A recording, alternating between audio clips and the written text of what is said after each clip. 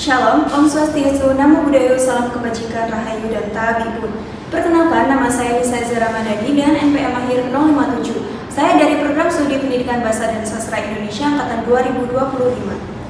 Baik, pada kesempatan kali ini saya akan menyampaikan materi yaitu dengan judul Hambatan Berbicara dalam Pembelajaran Berbicara.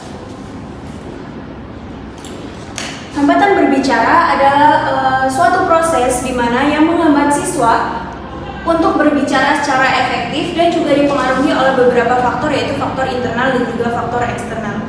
Faktor-faktor tersebutlah yang menghambat siswa untuk menyampaikan ide atau gagasannya, seperti pemilihan kata, pelafalan, dan juga intonasi yang tidak tepat. Selanjutnya ada faktor internal. Faktor internal terbagi menjadi 3, yaitu psikologis, pengaruh bahasa ibu, dan juga minimnya minat dan juga motivasi. Yang pertama ada psikologis. Psikologis yang pertama itu ada hilangnya rasa percaya diri, rasa cemas dan juga takut salah, merasa malu atau gugup saat berbicara, tidak bisa mengontrol diri, dan juga konsentrasi yang rendah. Selanjutnya ada pengaruh bahasa ibu. Kebiasaan menggunakan bahasa ibu akan mempengaruhi seorang siswa untuk pembelajaran berbicara, karena siswa tersebut terlalu sering menggunakan bahasa ibu dalam kehidupan sehari-hari, sehingga di saat dia akan melakukan pembelajaran berbicara itu akan sangat mengganggu. Selanjutnya ada juga minimnya minat dan juga motivasi.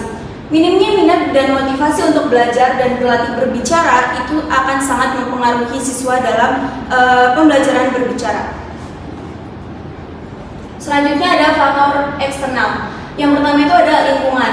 Pengaruh lingkungan pada pembelajaran berbicara itu akan sangat mempengaruhi pembelajaran siswa, karena biasanya siswa itu akan sering melakukan komunikasi menggunakan bahasa non-formal, sehingga saat dia akan menggunakan bahasa formal itu akan lebih sulit dan juga akan lebih susah untuk menggunakan bahasa secara efektif.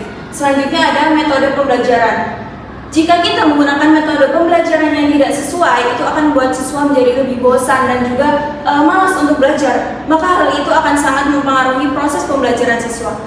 Dan yang terakhir ada hubungan antara guru dan juga siswa. Hubungan antara guru dan juga siswa yang kurang baik akan membuat siswa akan merasa kurang nyaman dan juga terganggu pada proses pembelajarannya. Sehingga hal itu akan mempengaruhi proses pembelajaran siswa dan juga mempengaruhi proses berbicara siswa, karena siswa akan lebih takut untuk menyampaikan sebuah ide dan juga pikirannya. Dan yang terakhir ada solusi. Solusi yang pertama itu adalah posisi tubuh. Bagaimana kita harus membenarkan posisi tubuh kita agar tetap tegap supaya kita tidak merasa gugup. Dan yang kedua ada latihan rutin. Kita bisa melakukan latihan rutin dengan cara berdiskusi pada kelompok kecil, seperti berdiskusi bersama teman-teman. Selanjutnya yang ketiga ada mengelola pikiran. Kita harus mengelola pikiran kita, bagaimana kita memikirkan agar kita tuh bisa untuk menyampaikan materi tersebut. Dan yang keempat ada meningkatkan kosakata. Nah, kita harus dengan kita mempunyai kosakata yang banyak, kita akan lebih mudah untuk menyampaikan materi tersebut. Dan yang terakhir ada fokus pada pesan yang akan disampaikan. Jika kita fokus pada pesan yang akan disampaikan, maka fokus kita hanya akan tertuju pada pesan itu dan pikiran kita tidak akan terganggu oleh fokus yang lain. Baik, itu saja yang dapat saya sampaikan. Apabila ada kesalahan yang disengaja maupun yang tidak sengaja, saya mohon maaf, dan kepada Allah saya mohon ampun. Saya akhiri, wabillahi taufiq wal hidayah. Wassalamualaikum warahmatullahi wabarakatuh.